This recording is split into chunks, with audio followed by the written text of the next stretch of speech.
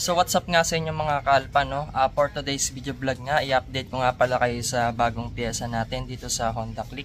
Ito nga pala yung ilalagay natin ngayon, yung UMA Racing na air filter. So ito, nabili ko ito sa tropa, worth 200 pesos lang.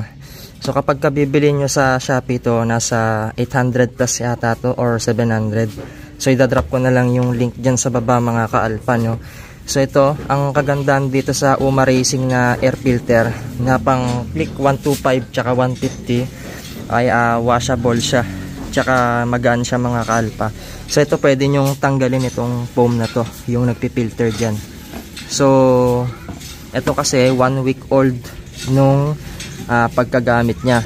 So bale, dito nyo siya tatanggalin, no? Ayan, may tanggalan siya rito, kaya pwede nyo siyang hugasan. Ayan, pwede nyo rin sabunin para matanggal yung mga dumi, kaya siya washable. So kaya nagpalit yung tropa natin ng throttle body, naka down drop na kasi siya, so hindi na magagamit yung air filter nya. Kumbaga yung airbox nya, props na lang, naka down drop na kasi siya. So kung mapapanood nyo yung mga latest vlog natin, yun yung pinagbilan natin. So 200 pesos lang ito, so napakabait. Ewan ko nga bakit pinabayad niya pa sa atin. Ayan, shoutout kay Lizer. So ito kasi naka throttle body din tayo na UMA, yung 34mm. So ayoko kasing mag down drop ayan siya mga kalpa. So inipon ko lang din yung pyesa, mag 63 plus 6 tayo. Balit gagawin natin itong 200cc. So ito, yung set natin dito ay 59 big bulbs na MTRT chrome bore tsaka 2530 na Ataka. So kung gusto nyo rin bumili ng UMA Racing na 34mm, ayan, idadrop ko yung link dyan, no? So marami pa tayong mga piyesang inaantay. So minsan ang kabitan na lang to, pero titignan ko yung performance ng air filter ng UMA Racing. So madali lang naman tanggalin ito. So yan lang naman yung mga screw bolts. So ikakabit na natin siya mga kalpa.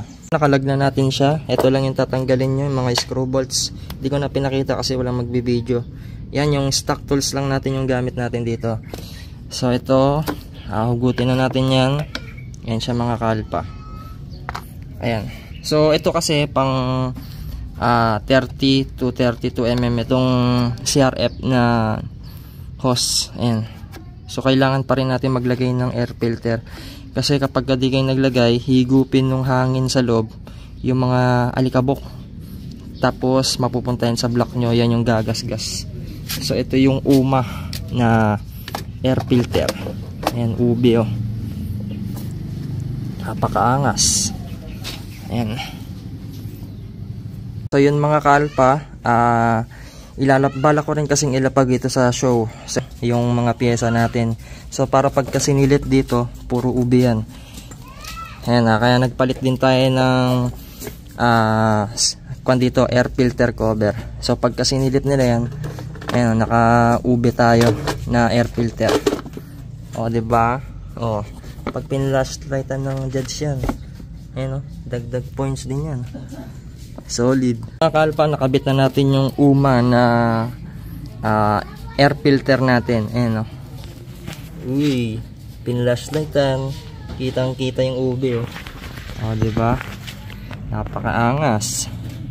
Ayan, so itong mga stock natin na pinagpalitan, di ko tinatapon, tinatabi ko lang to para pag may mga tropang nangailangan, may bibigay natin. So ibang mekaniko dito sa stock air filter, binubuga nila ng hangin, no? So mas maganda magpalit na lang din kayo ng ganito. Ayan, para mas maganda yung hatak ng motor.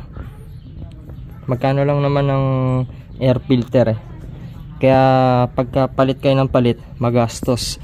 Kaya mas maganda yung washable. So mas maganda pa yung hatak nito pagka nakakarga kayong mga kalpa. So pwede naman siya sa stock makina.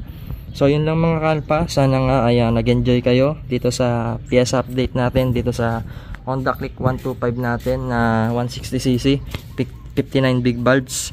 And so pagka nakaipon tayo ng mga pyesa, pati yung pang labor. Papakabit na natin itong 63 plus 6 natin. So straight ataka to mga kalpa, block tsaka head, straight ataka. Yung block natin chrome bore na ataka 63mm, tapos yung head ay yung 2530 pa rin. Ayan mga kalpa. So iwan ko yung link nito mga kalpa sa pin comment at dyan sa description box. So syempre cold start tayo.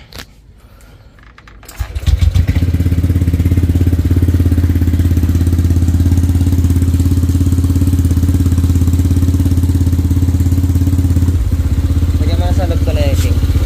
Okay, takpan mo na yan. Lagyan mo sa loob na, pati ito na. Yan mga kalpa. Try nating bombayin. So magtataka kayo bakit mayroong bandito, coolant. Sinecheck ko kasi kung umaapaw siya. So minomonitor ko. So every 3 days nagche-check tayo ng coolant, pati yung langis kung nagbabawas. So far so good naman. Wala namang problema. Hindi naman siya sumisingaw yung coolant niya dun sa may head gasket. Tapos yung langis okay naman, no? Ayan.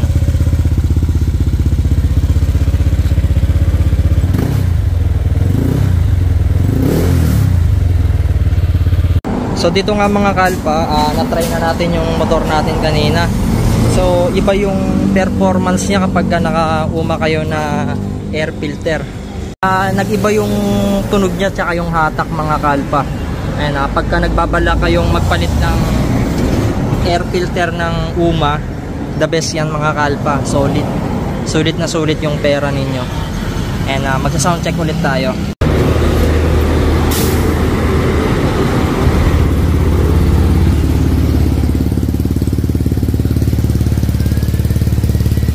Ganda ng hatak niya. Solid.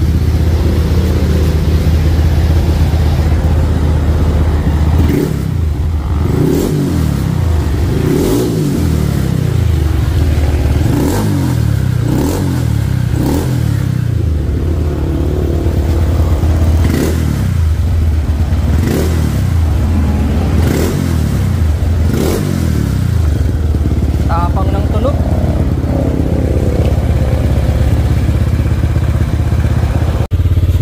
Ayan mga kalpa, dito na nga magtatapos yung vlog natin. Huwag nyo sana nakakalimutan na mag-subscribe and i-click yung notification bell para sa tuwing nag-upload tayo ay lagi kayong ma-notify at lagi kayong updated mga kalpa.